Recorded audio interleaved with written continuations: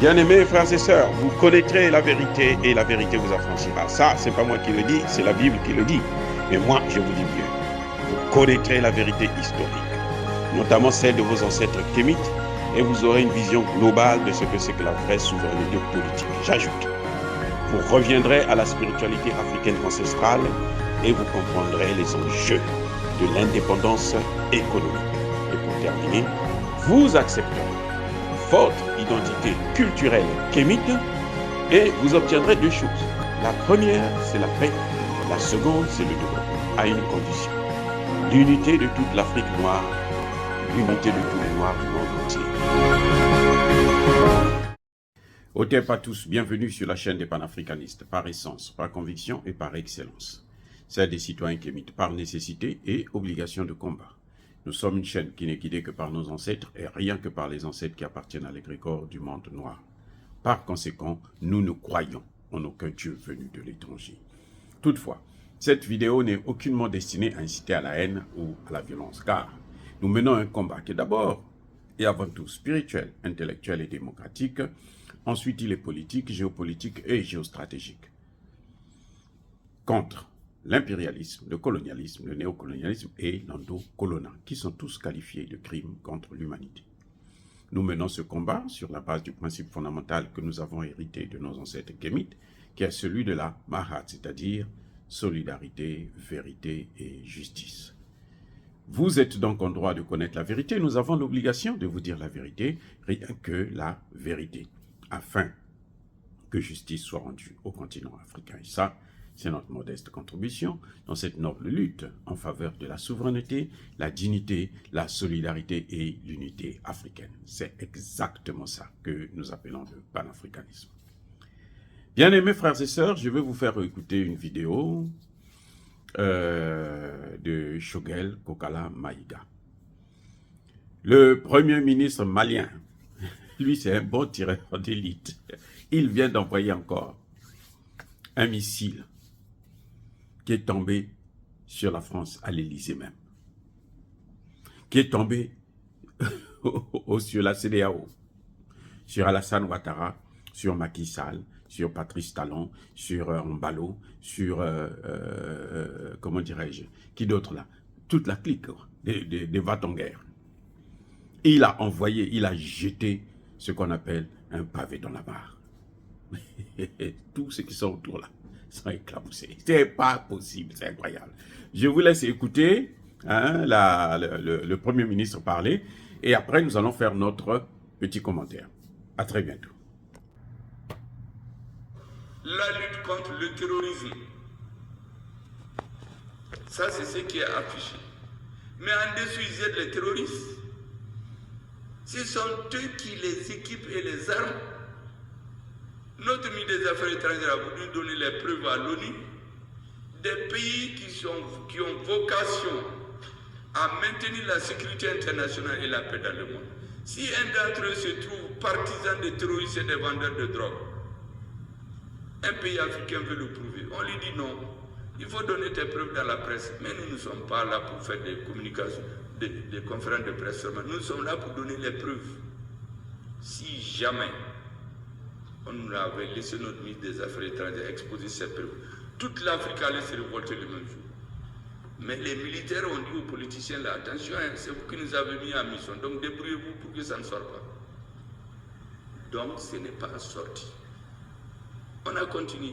Lutte contre le terrorisme. Je vous assure qu'au Mali, au Burkina, au Niger, si les militaires au pouvoir avaient décidé de continuer comme par le passé, ils allaient faire le temps qu'ils veulent au pouvoir. Personne ne dira rien. Là, il y a des exemples. Pourquoi cette histoire de deux points, deux mesures? Dans un pays, on fait conférence de défense à Paris. Dans un autre pays, Paris suit avec attention ce qui se passe dans ce pays. Mais ça, c'est quoi ça? Mais nous, on est capable de lire tout ce qui se fait dans nos pays. Et vous aurez écouté il y a quelques semaines un rapport du gouvernement français, des autorités françaises, déterminer une nouvelle coopération avec l'Afrique. C'est tellement bien quand tu les écoutes, les défauts. Mais ça, c'est la même chose, c'est le discours. Est-ce que vous savez qu'en dessous, ils sont en train de chercher à déstabiliser nos pays? Tout le monde a vu dans les antennes récemment un officier des services de contre-espionnage français qui dit que c'est bien maintenant qu'ils ont quitté le Niger, ils peuvent faire des actions de déstabilisation clandestine. C'est lui qui le dit. Mais il y a plus grave.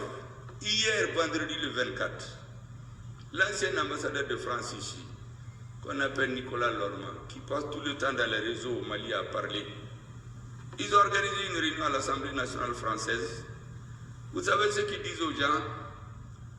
Que ce qu'il y a au Mali, au Burkina et au Niger, ça ne va pas durer, parce qu'ils sont en train de travailler. Ils vont les déstabiliser. Ils vont les pousser à s'entretuer. Ça, c'est hier seulement vendredi. Et vous savez qu'ils ont fait?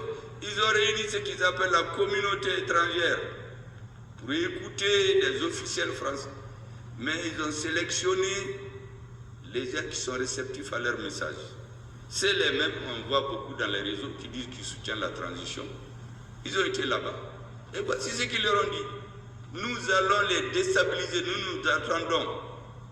D'ailleurs, on a des gens qui travaillent déjà sur le terrain. Ça, c'est hier vendredi. Est-ce que ça, c'est pas différent du discours élogieux que les sénateurs nous ont lu? Bon, c'est comme ça qu'ils fonctionnent. Je vous dis tout ça, mesdames et messieurs, parce que la refondation de nos relations avec la France devient une ardente nécessité historique. Aussi longtemps qu'ils vont penser qu'ils vont déstabiliser, tuer les personnes, vassaliser les États, les Africains vont se révolter. La refondation est irréversible. C'est un processus que personne ne peut arrêter. Aucun Malien d'ailleurs, aucun Nigérien, aucun Burkinabé ne s'en est pris aux intérêts français. Les pays qui disent que ce sont des pays amis, mais là-bas on brûle les statues, on brûle tout ce qui appartient à la France. Mais ici, aucun. Parce que nous sommes des peuples pacifiques. Nous voulons la paix avec tout le monde. Même ces Maliens qu'ils ont invités. Pourquoi officiellement ces Maliens soutiennent tous la transition? C'est la volonté du peuple malien. Donc, mesdames et messieurs, j'ai fait ce long développement pour conscientiser les uns et les autres. Nous avons une population aujourd'hui de près de 80 millions avec notre diaspora. Une population de 80 millions, c'est une force de frappe. Les grandes puissances européennes, elles ont entre 50 et 80 millions. Nous avons une superficie de près de 2 800 000 km², avec des richesses immenses. Il faut une bonne gouvernance. Il faut une conscientisation, qu'aucune partie de nos populations ne se sente exclue de ce processus. Du nord, du sud, du centre. Il convient de rappeler, mesdames et messieurs, que c'est pour toutes ces raisons que le Burkina Faso, le Mali et le Niger ont décidé d'unir leurs efforts afin de faire face à l'ensemble des défis auxquels ils font. Bien-aimés frères et sœurs, nous avons tous entendu, écouté et compris ce que le Premier ministre Choguel Kokala Maïga venait de dire. C'est horrible. Moi, je trouve ça, ça dit que c'est inadmissible, c'est insupportable. Je ne suis pas surpris. Le Premier ministre encore est très gentil. Il est très gentil avec eux, puisque le Premier ministre dit dans le discours, là, les paroles, là, c'était beau. Mais ce qu'ils sont en train de faire, c'est caché. Mais moi, j'ai dit, quand ils ont sorti ce rapport, souvenez-vous des vidéos dans lesquelles j'ai parlé de ça. Je vous avais déjà dit que, mais quand vous regardez, vous lisez bien le rapport, qu'est-ce qui apparaît? On demande à Emmanuel Macron de changer de système, de méthode. Hein, pas de système plutôt, de changer de méthode, de garder le même système. Nous, on doit être dominants, on doit les coloniser, on doit les piller, on doit les rendre pauvres. Mais on doit le faire d'une autre manière. C'est ça qu'on appelle le changement de méthode. On change de méthode, mais on ne change pas le fond, on ne change pas le système. Vous avez vu l'exemple le plus flagrant de la France dans ce domaine-là, c'est en ce qui concerne l'éco. L'Afrique de l'Ouest dit, nous devons avoir notre monnaie à nous, comme on appellera éco. Toute l'Afrique de l'Ouest, tous les pays de l'Afrique de l'Ouest. 15 États, on va appeler ça éco. Emmanuel Macron, il vient, non seulement, il utilise ce que le Premier ministre appelle le fait du prince. Il dit, comme moi, c'est moi qui commande, comme moi je suis leur maître, je suis votre maître, je prends d'abord le nom. Vous n'allez pas, on ne donne pas notre nom, moi j'appelle ça éco. Mais ce que je mets dans l'éco là, ce n'est pas la même chose que vous mettez dans votre éco. Donc moi je crée mon éco à moi. Ce que les gens ont appelé l'éco Wakan. Donc Ouattara Macron. Voilà. Le Wakan. C'est la même chose. On change de discours, de fond, plutôt de méthode. Mais on ne change pas le fond. Le fond, la réalité, là, c'est la même chose. C'est ce qu'il disait à l'époque. Après les indépendances. Égal avant les indépendances. On dit, il y a le mot indépendance qui est là. Donc, mais il n'y a pas de changement. Après, c'est égal à avant. Donc, il n'y a pas de colonisation, de décolonisation.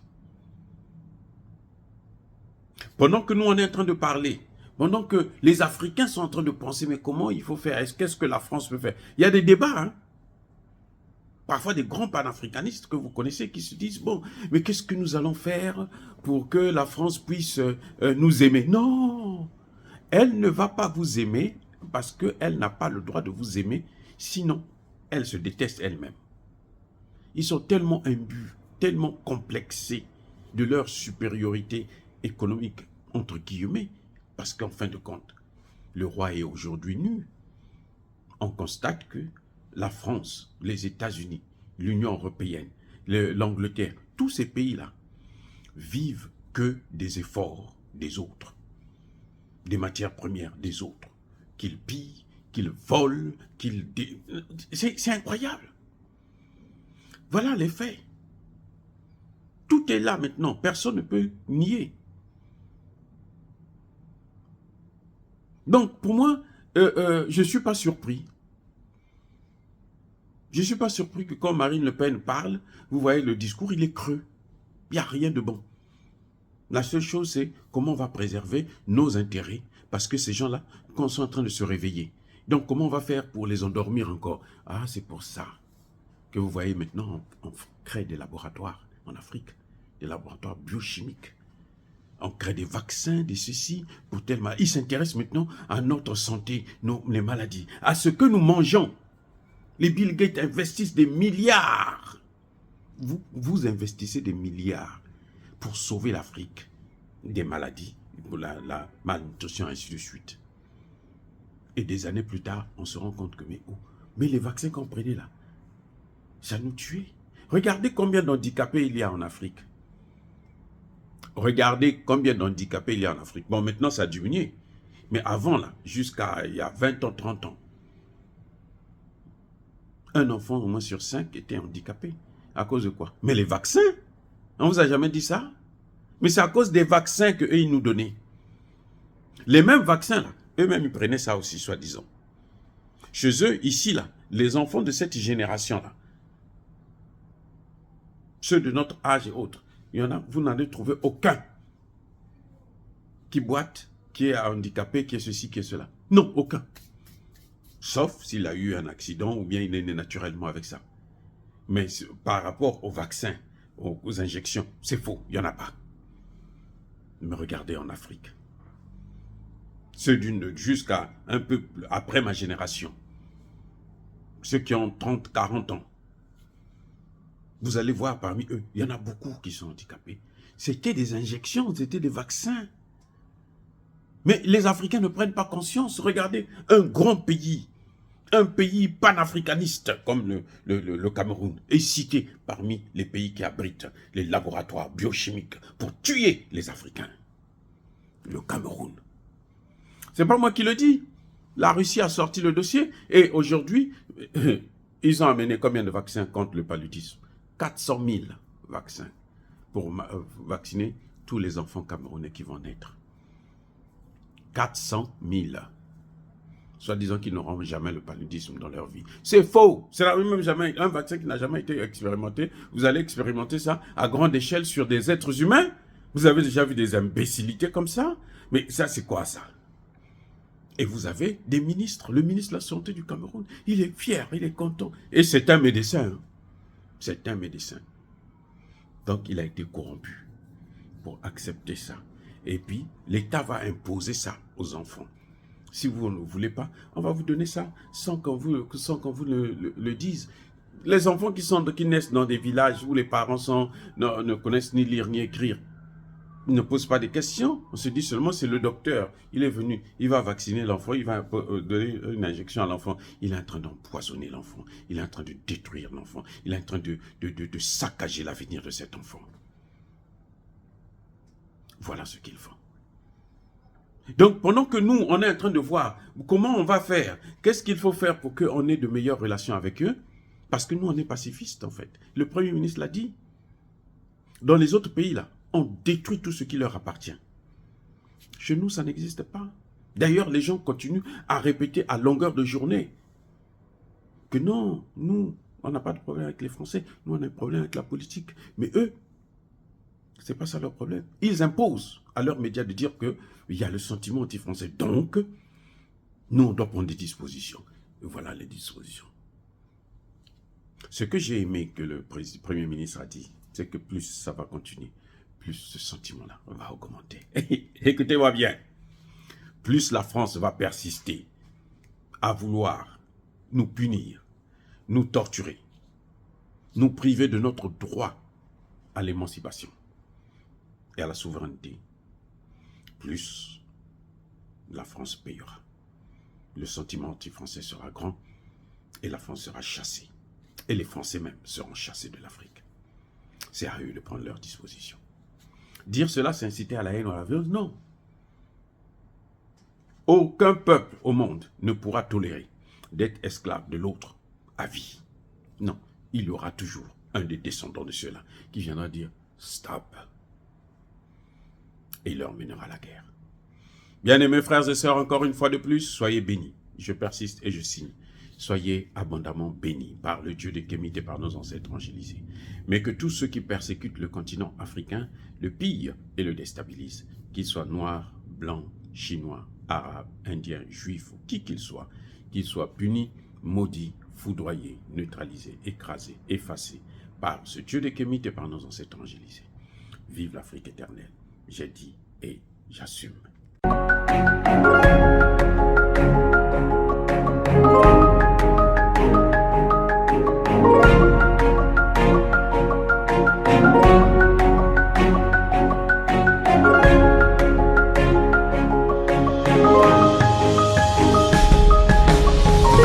Eux, ils marchent par la foi et non par la vue. Mais moi, je vous conseille vivement de marcher par la connaissance scientifique et historique, notamment celle de nos ancêtres kémites, par les 5 sens et par l'intelligence. À vous, à Pierre.